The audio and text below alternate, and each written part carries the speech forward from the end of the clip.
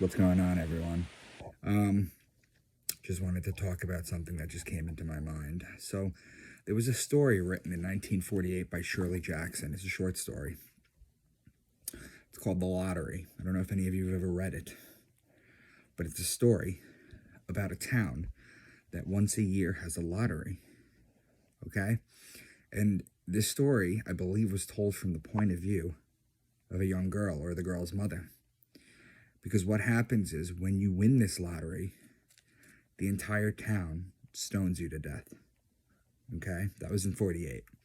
Fast forward to 73. You have something called The Ones Who Walk Away from the Omelas. Okay? That's Ursula K. Le Guin, who wrote it in 73. It's a utopian city. Okay? The relationships are perfect. Everybody is happy. It's an ideal society.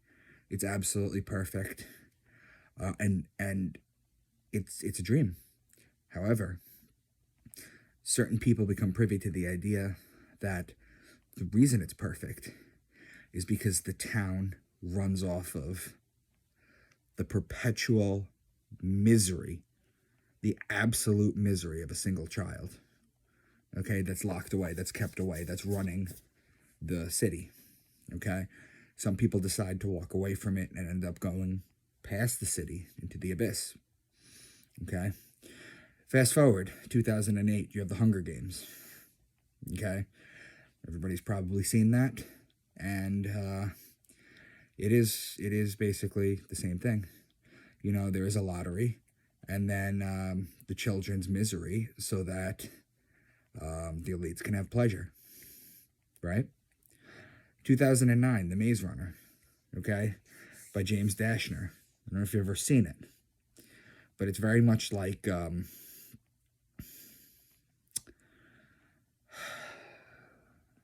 name escapes me right now, and it really shouldn't. Lord of the Flies, there you go.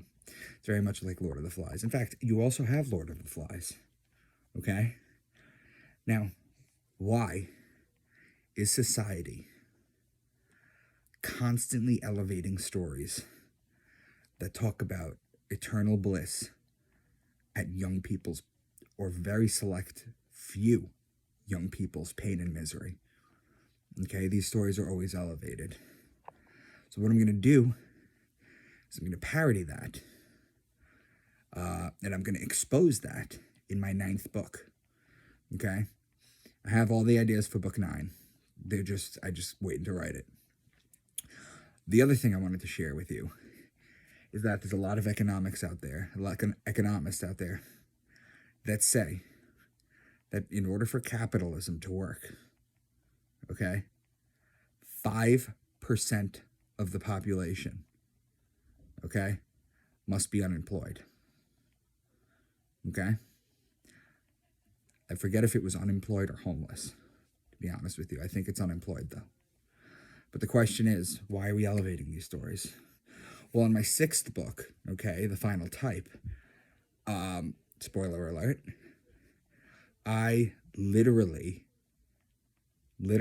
talk about the Bohemian Grove sacrifice scene. I lay the whole thing out. I play it out, okay, where a child goes on the table. Then there's a council of 9 or 11. Shoot the sword straight up through him. Drink the blood. I write all this out. I'm doing my best to get all this stuff out, and I've got a publisher who, lucky enough, probably doesn't know it's real, or, to be honest with you, they just trust me and they let me do my own thing. So I just wanted to share that with you. Be aware that you got to ask yourself, why is the pain and misery of a child necessary, okay, for bliss in paradise? Okay? And do the elites take pleasure? Yes, they do. Do the elites take pleasure in perpetuating this story? Okay? So if you want to be rich and famous, write yourself a story about a child that is being devastated while the rest of the world is perfect. Okay? Thanks, guys.